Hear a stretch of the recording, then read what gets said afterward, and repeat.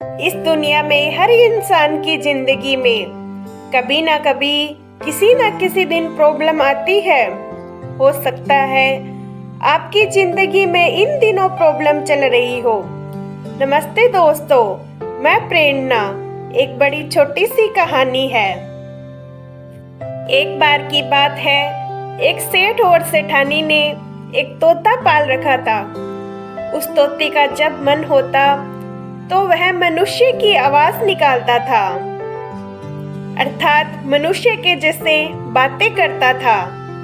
जो सेठ और सेठानी थे, उनका मन भक्ति की ओर बहुत ज्यादा ही था। वो हमेशा भजन कीर्तन करते थे। रोजाना शाम को सत्संग सुनने के लिए जाते थे। एक दिन जब सेठ जी सत्संग सुनने के लिए जा रहे थे तो तोते ने आवाज लगाई, सेठ जी सुनिए। सेठ जी ने कहा, बोलो क्या बात है। तोते ने कहा, आप महाराज जी से पूछना मैं आजाद कब हो जाऊंगा। सेठ जी ने कहा, ठीक है पूछ लूंगा। जब सत्संग खत्म हुई तो सब लोग अपने अपने सवाल पूछने लगे। तब सेठ जी ने कहा, महाराज जी आज मेरा प्रश्न नहीं है, आज तो मेरे तोते का प्रश्न है। मेरे तोते ने पूछा है कि मैं आजाद कब हो जाऊंगा। सेठ जी की बात सुनते ही महाराज जी बेहोश हो गए। जैसे तैसे महाराज जी को पानी पिलाकर होश में लाया गया और वो घर आ गए।